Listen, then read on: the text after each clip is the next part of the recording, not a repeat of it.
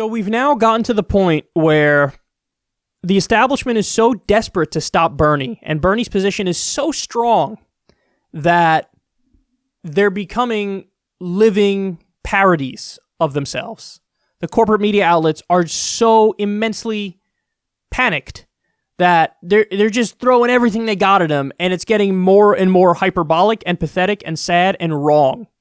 So here's the new one from the Washington Post, and this is real. I promise you this is real. How Donald Trump and Bernie Sanders both reject the reality of climate change. What? What are you talking about? Bernie believes in climate change, he believes in science, and he wants to fight it. He's for a Green New Deal. Trump is the exact opposite. Okay, so here's part of the article.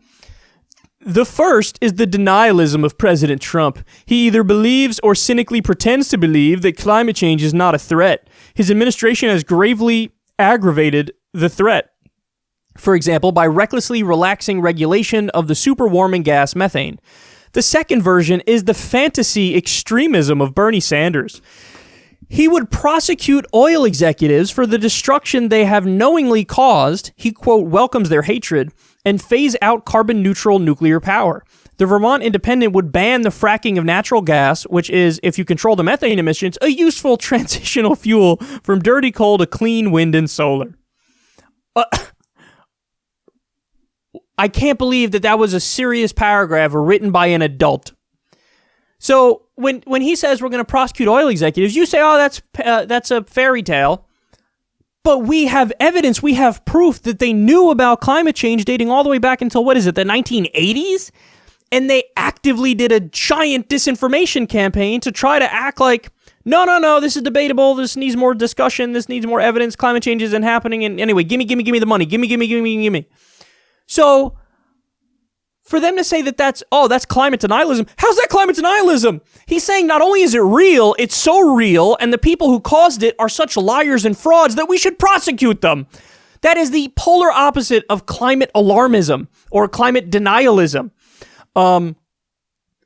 Then they say, oh, well, he eventually wants to phase out nuclear power. Okay, and he never said that was, contributing to climate change. It's not contributing to climate change, but he never said it did. He's just saying, hey, that also has its problems, and in the long run, we should look beyond nuclear as well.